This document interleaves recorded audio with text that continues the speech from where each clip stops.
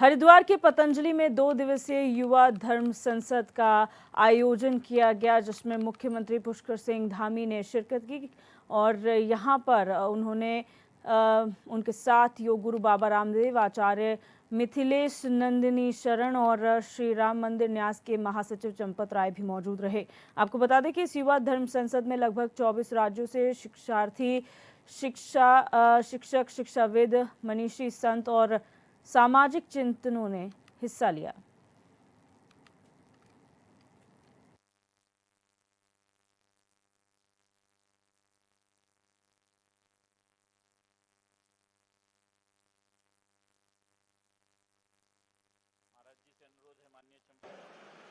हमारी संस्कृति की ओर आज उनका रुझान हो रहा है।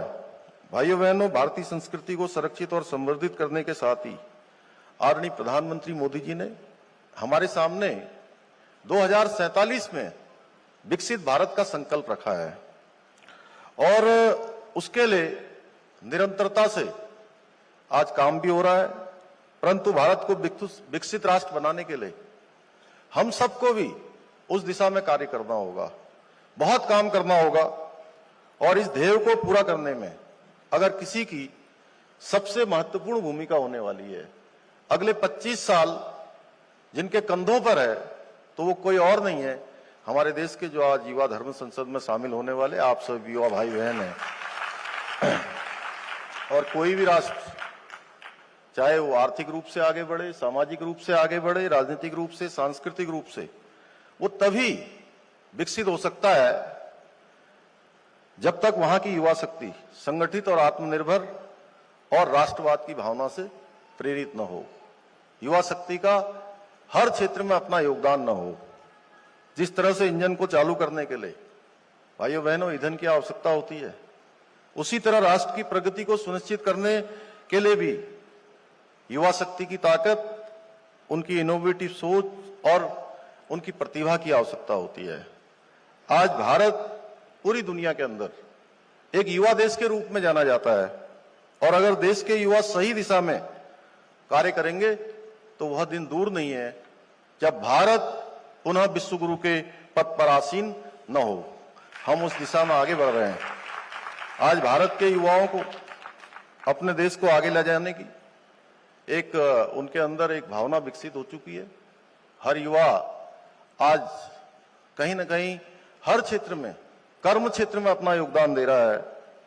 आज का युवा देश के प्रति जिम्मेदार भी है, कर्तव्य परायण भी बन रहा है। मेरा मानना है कि ये हमारी जो युवा धर्म संसद है, ये भारत को विकसित राष्ट्र बनाने के संकल्प को मजबूत करने की दिशा में एक मील का पत्थर साबित होगी और यहां से निश्चित रूप से विकसित भारत के संकल्प को मजबूती मिलेगी। भाइयों बहनों, देवभूमि उत्तराखंड सनातन संस्कृति, चेतना, दर्शन और अध्यात्म की भूमि रही है। आदि गुरु शंकराचार्य जी हों, स्वामी विवेकानंद जी सहित अनेक महापुरुषों एवं आध्यात्मिक गुरुओं ने इस पावन भूमि में तपस्या की है, ज्ञान की प्राप्ति की है, अपने आप को साधा है। अनेक प्रकार के शोध यहां हुए हैं और अपने ज्ञान से दुनिया को कहीं ना कहीं मार्ग दिखाने का काम, प्रकाशित करने का काम किया है। हमारी सरकार उत्तराखंड के अंदर देवभूमि की जो धार्मिक एवं सांस्कृतिक विरासत है, उसको संरक्षित करने के लिए, उसको आगे बढ़ाने के लिए निरंतरता से काम कर रही है। मुझे ये बताते हुए आप सबको खुशी हो रही है कि पिछले दिनों मंत्रिमंडल की बैठक में हमारी मंत्रिमंडल ने दून विश्वविद्यालय में सेंटर फॉर हिंदू स्टडीज की पढ़ाई शुरू करने का भी निर्णय लिया है। एक बड़े केंद्र के रूप में हम दून विश्वविद्यालय को इस दिशा में विकसित करेंगे। इस सेंटर में हिंदू सभ्यता की प्राचीन सिद्धांतों, इतिहास और दर्शन आदि से जुड़े हुए सभी पहलुओं और शिक्षण और शोध का कार्य किया जाएगा। भाइयों बहनों, मुझे गर्व है कि विकसित राष्ट्र बनाने के उद्देश्य की पूर्ति के लिए देवभूमि उत्तराखंड के युवा भी कदम से कदम मिलाकर चल रहे हैं। उत्तराखंड स्टार्टअप नीति 2023 आने के बाद राज्य में स्टार्टअप कल्चर तेजी से आगे बढ़ रहा है।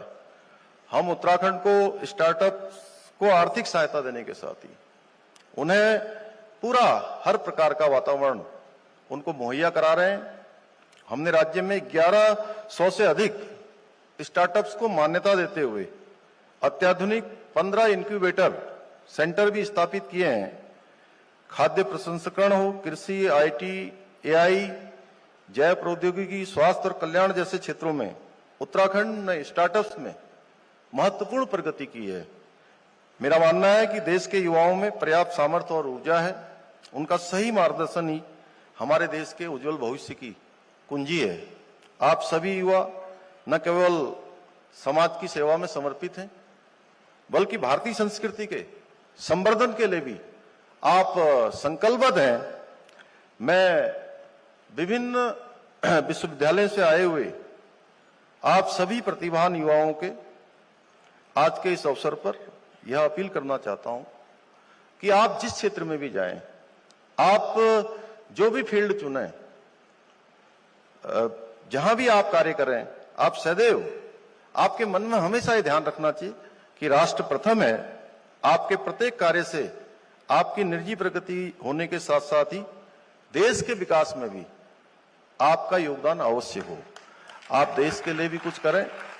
आप लोग अब अधिकांश हमारे युवा नौजवानों की ये ऐसी आयु है कि जिस पड़ाव में है वो आपके कैरियर के लिए भी ये बहुत ही महत्वपूर्ण पड़ाव है।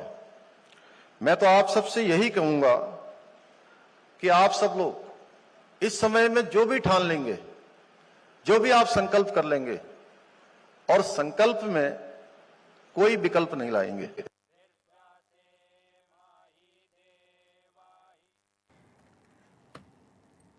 और हमारे संवाददाता मनोज कश्यप हमारे साथ लाइव जुड़ चुके हैं। मनोज, जानकारी चाहेंगे युवा धर्म संसद जो आयोजित की गई, जिसका शुभारंभ मुख्यमंत्री ने किया है, उसके पीछे का उद्देश्य, मंशा क्या है?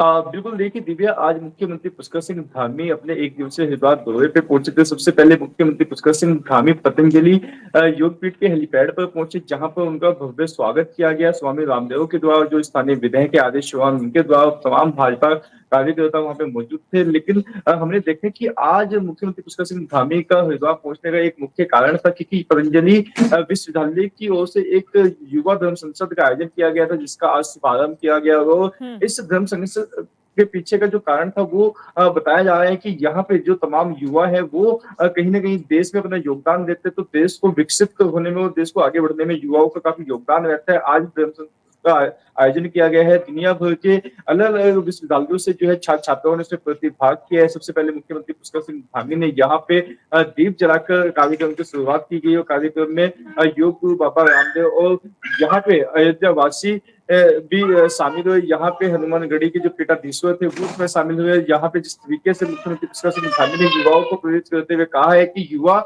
यदि अपना संकल्प लेंगे सही समय में तो कहीं ना कहीं जो देश है वो विकसित होगा और यहाँ पे देश का विकास भी होगा। क्योंकि यहाँ पे उन्होंने युवाओं को भाषण देते हुए कहा है कि जो उनका स्कूली समय था उनका भी एक लक्ष्य था। उन्होंने यहाँ पे जिस तरीके से राजनीति को सुना, राजनीति को चुनने के बाद में आज देश की सेवा लगातार कर रहे, देश को आगे बढ़ाने का काम कर रहे। ऐसे उन्होंने कहा है कि युवाओं को आगे बढ़ने के लिए अपने एक संकल्प लेना होता है, एक जो फील्ड होता है वो पहले चुनना होता है। तो इसी तरीके से आज उन्होंने युवाओं को प्रेरित भी किया।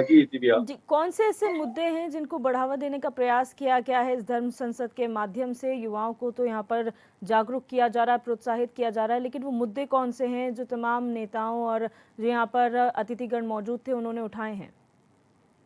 बिल्कुल, देखिए, युवा धर्म संसद की आज शुरुआत की गई है पतंजलि योगपीठ में। यहाँ पे ये 2 दिवसीय ये धर्म युवा संसद का जो है आज शुरुआत की गई और कहीं ना कहीं जिस तरीके के यहाँ मुद्दे उठाए गए, यहाँ पे युवाओं को प्रेरित किया जा रहा है कि किस तरीके से आपको देश में अपना योगदान देना। और खास तौर से हमने देखे कि यहाँ पे हिंदू राष्ट्र को बढ़ावा देने के लिए तमाम मुद्दे उठाए जाएंगे। यहाँ पे इसी तरह से जो है ये आज संसद का आयोजन किया गया, क्योंकि हमने देखे कि यहाँ पे बीते साल धर्म संसद का आयोजन किया गया था जो काफी विवादित थे। यहाँ पे साधु संतों के द्वारा इसका आयोजन किया गया था, कहीं ना कहीं उसमें भी हिंदू राष्ट्र बनाने की बात कही गई थी। आज युवा संसद का पतंजलि में शुरुआत की गई और यहाँ पे अलग अलग विद्यालयों से छात्र छात्राओं ने प्रतिभाग किया। और यहाँ पे स्वामी रामदेव ने भी अपने भाषण में यही कहा है कि जो हिंदू युवा है उसको कहीं ना कहीं जो हिंदुओं से जुड़ी जो संस्कृति है, जो भगवत गीता है, उसके श्लोकों को स्मरण करना चाहिए, उनको याद होना चाहिए, और जो अपनी संस्कृति है उसको भूलना नहीं चाहिए, और कहीं न कहीं अपना योगदान हिंदू राष्ट्र बनाने में तमाम युवाओं को देना चाहिए। जी, जी, बहुत शुक्रिया दिव्या। मनोज हमारे साथ जुड़ने के लिए और तमाम जानकारी साझा करने के लिए।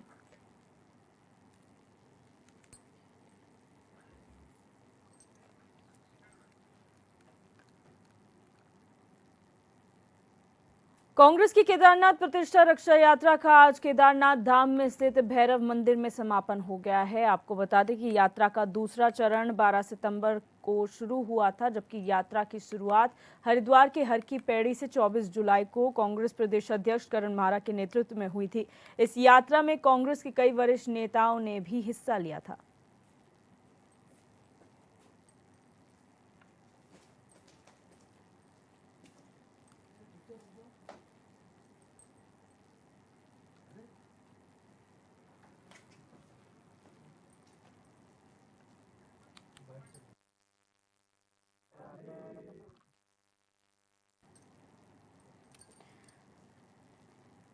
तो आपको बता दें कि यहाँ पर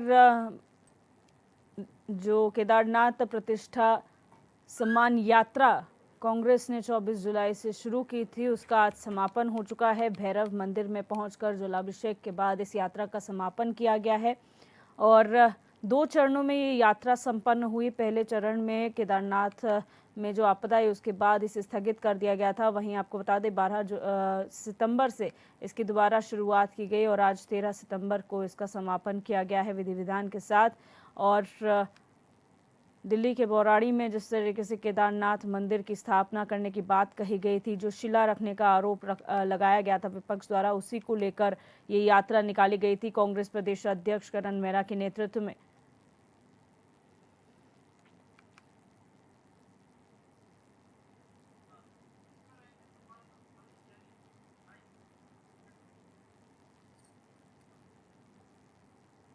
और हमारे संवाददाता अरुण सैनी हमारे साथ लाइव जुड़ चुके ज्यादा जानकारी के लिए। अरुण, आज समापन हो चुका है केदारनाथ प्रतिष्ठा सम्मान यात्रा का। किस तरीके से ये यात्रा चली, कितना समर्थन इस यात्रा को मिला है और इसका आगे आने वाला रिजल्ट क्या हो सकता है? जी दिव्या, देखिए केदारनाथ जो यात्रा कांग्रेस पार्टी की चल रही थी और दूसरे चरण की जो यात्रा थी वो उसका समापन जो है वो आज हो चुका है। और कांग्रेस पार्टी की जो यात्रा रही है, जिस तरीके से पहले चरण की भी यात्रा जो है वो हुई थी और फिर हरिद्वार से जो शुरू हुई थी उसके बाद 24 जुलाई को जो शुरू हुई थी, 31 जुलाई के जगह से स्थगित करना पड़ा था। जिस तरीके से आपदा जो प्रदेश में आई थी तो उसके चलते जो है उस यात्रा को स्थगित करना पड़ा था। उसके बाद दूसरे चरण की जो यात्रा है उसे कांग्रेस पार्टी की जो यात्रा रही 12 सितंबर को पुनः शुरू हुई और ऐसे में जो है फिर उसके बाद आज यात्रा का समापन हो चुका है। ऐसे में कांग्रेस पार्टी की तरफ से आज जलाभिषेक करके यात्रा का जो है वो समापन किया गया। लेकिन कांग्रेस की यात्रा पूरी नहीं है, उसको लेकर कांग्रेस पार्टी में का कहना है कि यात्रा जो है वो होना चाहिए। जो विवाद कांग्रेस जो केदारनाथ में था उसको लेकर ये यात्रा निकाली गई। इसके साथ साथ मणिमय गुफा पे सूफी का नाम जो बदलकर मोदी के नाम पे रखा गया, उसको लेकर जो है यात्रा की गई। इसी के साथ साथ अन्य ऐसे मुद्दे हैं उसको लेकर यात्रा जो है निकाली गई। तो वहीं इस यात्रा कांग्रेस की यात्रा को लेकर विपक्षी दल भी कई सवाल खड़े कर रहा है। विपक्षी दल का कहना है कि कांग्रेस पार्टी की जो यात्रा है तो वो जो है राजनीतिक यात्रा को बता रहे हैं कि राजनीति के चलते जो तरीके की यात्रा कांग्रेस पार्टी निकाल रही है। हालांकि कांग्रेस पार्टी लगातार इससे इनकार कर रही है। कांग्रेस पार्टी का कहना है कि ये राजनीतिक यात्रा नहीं बल्कि जिस तरीके से सोनाखेड़ी का मामला केदारनाथ में हुआ उसको लेकर ये यात्रा जो है। और ऐसे में शंकराचार्य के अपमान का बात कांग्रेस पार्टी में शंकराचार्य का जो अपमान हुआ है उसको लेकर ये यात्रा निकाली गई। तो इस तरीके की बातें जो लगातार हो रही है, लेकिन आगे यात्रा कितना बड़ा फैक्टर केदारनाथ चुनाव में करती है ये देखने वाली बात है। जी, जिस तरीके से इस यात्रा का समापन हो गया है, अब इंतजार इस बात का है, कहा जा रहा था सितंबर माह में राहुल गांधी यहाँ आ सकते हैं, मल्लिकार्जुन खड़गे का दौरा हो सकता है, तो क्या ये उम्मीद लगाई जा रही है कि इस यात्रा के बाद अब जल्द ही उनका भी दौरा प्रस्तावित हो सकता है? जी जी, बिल्कुल। देखिए राहुल गांधी के दौरे को लेकर बातें की जा रही थी और जब पहले चरण की यात्रा कांग्रेस पार्टी की चल रही थी तब ये कहा गया था कि जो है यात्रा कांग्रेस पार्टी जो निकाल रही है उसको लेकर कि राहुल गांधी के समापन में आएंगे। हालांकि इस वक्त प्रकृति ने साथ नहीं दिया। उस वक्त जो है आपदा केदारनाथ में जो आई उसके बाद यात्रा स्थगित करनी पड़ी। हालांकि अब जो है यात्रा दूसरे चरण की हुई, लेकिन ऐसे में राहुल गांधी यहाँ नहीं आ पाए। तो लेकिन हो सकता है कि अक्टूबर माह में जो है राहुल गांधी उत्तराखंड पहुंच सकते हैं, क्योंकि अभी हरियाणा में भी चुनाव है और जम्मू कश्मीर में भी चुनाव है, तो ऐसे विधानसभा चुनाव भी है। ऐसे में फिलहाल नहीं लगता कि राहुल गांधी जो प्रदेश में आएंगे, और ऐसे में प्रदेश में जो है उनकी कोई ऐसा कार्यक्रम होगा। हालांकि अक्टूबर में लगाए जा रहे हैं कि अक्टूबर में राहुल गांधी जो है वो उत्तराखंड दौरे पर पहुंच सकते हैं। जी, बहुत शुक्रिया अरुण हमारे साथ जुड़ने के लिए और जानकारी साझा करने के लिए। अब बात करेंगे कुशीनगर से खबर की, जहां विकासखंड स्तर के अधिकारियों का कारनामा एक बार फिर देखने को मिला है, जहां जिंदा व्यक्ति को कागजों में मृत घोषित कर दिया गया। आपको बता दें कि पेंशन के लिए 69 साल के बुजुर्ग जगदीश ने आवेदन किया था। आवेदन की स्थिति में मौके से जांच के दौरान अधिकारियों ने जगदीश को मृत दिखा दिया, जिसके बाद संपूर्ण समाधान दिवस के मौके पर तहरीर लिखकर एसडीएम से बुजुर्ग ने मदद की गुहार लगाई है।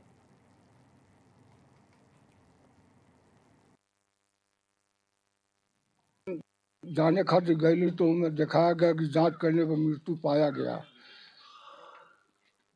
अभी आप तो जो है और जिंदा वही ना बोल रहे हैं, नाम जगदीश गिरी है। आप जिंदा हैं? जिंदा है। कौन से महीने में आपको मृत दिखा दिया अधिकारी? 8वां महीना में 8 तारीख के।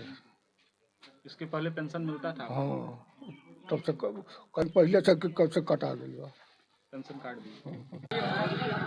हम दिखवा लेंगे, दिखवा लेंगे। नहीं, आपने जो है जो आख्या प्रस्तुत किया होगा वो जांच के आधार पे ही किया होगा, और जांच में पाए होंगे कि जगदीश नाम है ना, कि जगदीश की मृत्यु हो गई। अब जगदीश जिंदा हो गया है, तो कहाँ गए थे? आसमान वगैरह में जांच करने गए थे क्या आप? कैसी जांच? बिना जांच किया आपने रिपोर्ट लगा दिया क्या? फर्जी रिपोर्ट देख लीजिए, कोई जवाब नहीं आपके? तो जांच कर ली जाए, जांच होने के बाद ही देखा मिलने जाए। पे सर कार्रवाई होगी? हाँ, एकदम कार्रवाई होगी। अगर किया है तो पहले जांच हो, रिपोर्ट आ जाए मेरे पास, उसके बाद कार्रवाई होगी।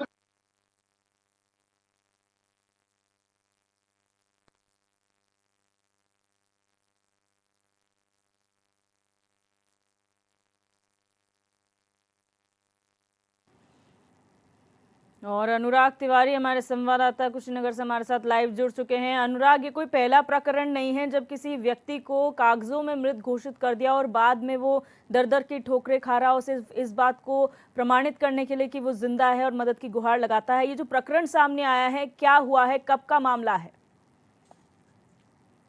बिल्कुल देवी, आपने सही कहा कि ये कोई पहला प्रकरण नहीं है कि कागजों में जो है मृत दिखाया गया। इसके पहले भी अधिकारियों के तमाम ऐसे जो कारनामे हैं वो लगातार सामने आ चुके हैं, और इस बार जो है ये मामला कुशीनगर के खड्डा विकास खंड के सोहरौना गांव से सामने आया है, जहां पर 69 साल के जगदीश को जो है अधिकारियों ने कागजों में मृत दिखा दिया। बाकायदा उन्हें पेंशन मिलता था, लेकिन उनका आरोप है कि उनसे कुछ रुपए की डिमांड की गई, और जब रुपए उन्होंने नहीं दिया तो उसके बाद मृत का कारण दिखा करके उनका पेंशन जो है काट दिया गया। अब जो है वो जिंदा है, और उन्होंने आईजीआरएस किया है। समाधान दिवस में उन्होंने एसडीएम को एप्लीकेशन दिया है। एप्लीकेशन में उन्होंने लिखा है कि साहब मैं जिंदा हूं और मुझे जो है कुछ ब्लॉक के अधिकारियों ने कागजों में मृत दिखा दिया है, मेरा पेंशन काट दिया है। लगातार उन्होंने इस बात को लेकर के आईजीआरएस भी किया है। दिव्यदर्शी जी, यहाँ पर जब अधिकारियों से सवाल किया गया तो वो नजरें बचाते हुए नजर आए, कोई जवाब नहीं मांगा गया, कोई जवाब दे नहीं पाए, और कहा गया कि जब जांच हमारे पास आएगी तो इसकी पूरी तफ्तीश की जाएगी। आखिर उस समय जांच की बात क्यों कही जाती है जब ये मामला उच्च स्तर पर पहुंच जाता है, मीडिया में सामने आ जाता है? बिल्कुल, हमने जो है इसी को लेकर के सवाल कर लिया, और सवाल जो है हमने ग्राम विकास अधिकारी धर्मेंद्र यादव से किया। हमने सवाल जो है खड्डा विकास खंड के खंड विकास अधिकारी विनीत यादव से किया। हमने सवाल किया कि साहब आखिर में आपने कौन सा जांच किया था? आपने जो जगदीश जिंदा है, बाकायदे अपने घर पर है, वो जो है चौराहे पर टहल रहे हैं, अपने कामकाज कर रहे हैं, और आपने कौन सा जांच किया कि उन्हें जो है कागजों में मृत दिखा दिया गया, और आपकी मृत दिखाने से जो है अब वो पेंशन से वंचित हो गए हैं? तो साहब के पास जो है किसी तरीके का जवाब नहीं था ग्राम विकास अधिकारी धर्मेंद्र यादव के पास। और यही सवाल जब खंड विकास अधिकारी विनीत यादव से किया गया तो उन्होंने जो है जांच की बात कही और सचिव पर मामला टाल दिया कि सचिव स्तर से यह रिपोर्ट लगाई जाती है। इस तरीके की बात कह करके वो मामला टालते हुए नजर आए। लेकिन अब जो 69 साल के बुजुर्ग जगदीश हैं वो लगातार अधिकारियों से पूछ रहे हैं और कह रहे हैं कि साहब मैं जिंदा हूँ, मुझे कागजों में जो है क्यों आप लोगों ने मृत दिखा दिया? अब मेरा पेंशन कैसे मिलेगा, ये तमाम बड़े सवाल जगदीश जो है अब आला अधिकारियों पर खड़ा कर रहे हैं, विकासखंड के अधिकारियों से पूछ रहे हैं। लेकिन अब देखना होगा कि जो जिले पर तमाम बड़े उच्च आला अधिकारी हैं, सीडीओ हैं, डीपीआरओ हैं, वो इस मामले को कितनी गंभीरता से लेते हैं, या फिर जिला समाज कल्याण अधिकारी जो है इस मामले को कितनी गंभीरता से लेते हैं, और इस पर जो गलत रिपोर्ट लगाई गई है, जिस तरीके से फर्जी रिपोर्ट हम कह सकते हैं, या फिर जो है बिना गए अधिकारी जो है अपने दफ्तरों से बैठ करके क्या ये रिपोर्टिंग कर रहे हैं, फर्जी तरीके से मृत दिखा रहे हैं कागजों में, ये तमाम बड़े सवाल हैं और ये जांच का विषय है दिव्यदर्शनी। अब देखना होगा कि इस पूरे प्रकरण पर जो उच्च अधिकारी हैं वो कितनी गंभीरता से जांच करते हैं और लापरवाहियों पर क्या कार्रवाई करते हैं, ये तो आने वाला वक्त बताएगा। बिल्कुल, बहुत शुक्रिया अनुराग हमारे साथ जुड़ने के लिए और जानकारी साझा करने के लिए। बढ़ते हैं आगे। लगातार हो रही बारिश के बाद बनबसा बैराज से लगातार पानी छोड़ा जा रहा है, जिसकी वजह से एक बार फिर लखीमपुर खीरी में शारदा नदी उफान पर है। बाढ़ के आने वाले खतरे की संभावना को देखते हुए प्रशासन ने नदी के आसपास रहने वाले ग्रामीण इलाकों में अलर्ट जारी कर दिया है। वहीं नदी का पानी पलिया भीड़ स्टेट हाईवे तक पहुंच गया है, जिसकी वजह से रोडवेज बस पानी के तेज बहाव में अनियंत्रित होकर सड़क से नीचे होकर लटक गई, जिसके बाद प्रशासन ने हाईवे पर आवागमन पूरी तरह से बंद कर दिया।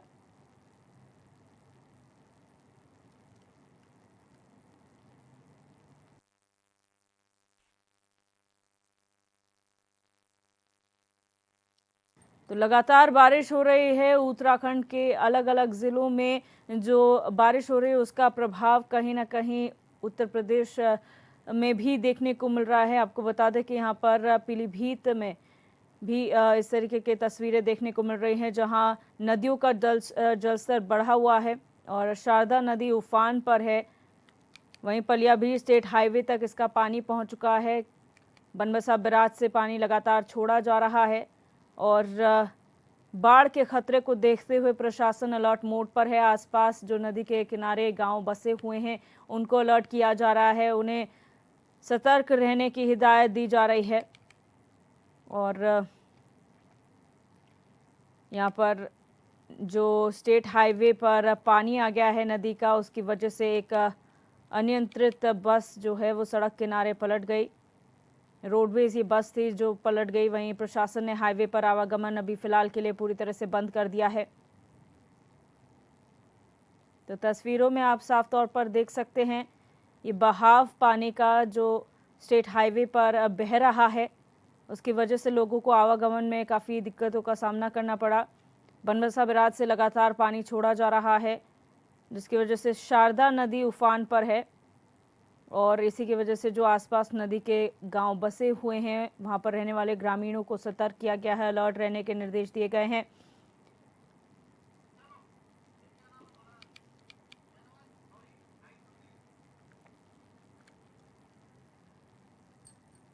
और शहनवाज गौरी हमारे संवाददाता हमारे साथ लाइव जुड़ चुके हैं। शहनवाज, इस वक्त स्थिति क्या बनी हुई है? बारिश की वजह से बनबसा बैराज से लगातार पानी छोड़ा है, प्रशासन किस तरीके की कार्रवाई कर रहा है?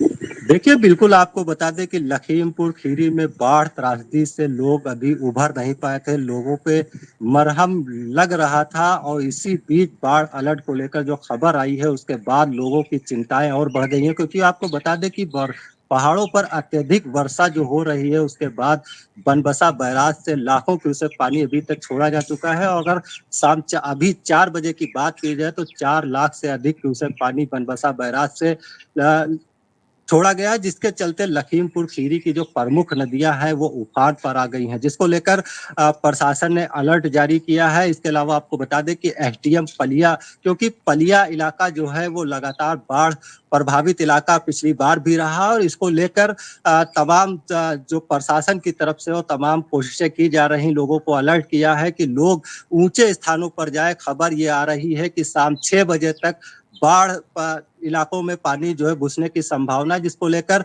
लगातार लोगों को ऊंचे स्थानों पर पहुंचाया जा रहा है। इसके अलावा आपको बता दें कि भीरा पलिया मार्ग पर अत्यधिक बहाव, तेज बहाव चल रहा है, जिसके चलते आपको बता दें कि कई घटनाएं अभी देखने को मिली है। एक बस जो पलिया से दिल्ली की तरफ जा रही थी, रोडवेज बस, उसमें 25-30 सवारियां सवार थीं, जो तेज बहाव के चलते सड़क के किनारे लटक गई। एक बड़ा हादसा होने से बचा है। यात्री सभी सुरक्षित बाहर निकाल लिए गए थे। इसके बाद एक टैंकर जा रहा था, वो भी पानी के तेज बहाव में पलट गया। तो इसको देखते हुए जो वहाँ का प्रशासन है, पुलिस प्रशासन है, वहाँ पर मुस्तैदी बढ़ा दी है और पलिया स्टेट हाईवे पर पूरी तरीके से आवागमन पर रोक लगा दी गई है। जी प्रशासनिक जो तैयारियां की जा रही हैं, आसपास के गांवों में भी अलर्ट जारी किया गया है। क्या इस वक्त लोगों को इवैक्यूएट वहां से किया गया है सुरक्षित स्थानों पर, या फिर सिर्फ नजर बनाई जा रही है? देखिए, बिल्कुल आपको बता दें कि जब अभी कुछ महीनों पहले ही बाढ़ आई थी, तो प्रशासन इस बात को भली भांति जानता है। और जब ये लगातार जो पानी बनबसा बैराज से शारदा नगर में छोड़ा जा रहा है, कई प्रमुख नदियां उफान पर है, तो इसको लेकर प्रशासन पूरी तरह से अलर्ट है। लोगों के बीच पहुंचकर लोगों को ऊंचे स्थान पर जाने की बात कर रहा है। और ये सुबह से ही प्रतिक्रिया जारी, क्योंकि आपको बता दें कि लगातार जब पानी छोड़ा जा रहा है तो शाम 6 बजे तक पानी बढ़ने की संभावनाएं बताई जा रही हैं। इससे पहले प्रशासन जो नीचे इलाकों में जो लोग रह रहे हैं, उनको ऊंचे स्थानों पर पहुंचाने का काम करेगा। जी बहुत शुक्रिया शाहनवाज, हमारे साथ जुड़ने के लिए और तमाम जानकारी साझा करने के लिए।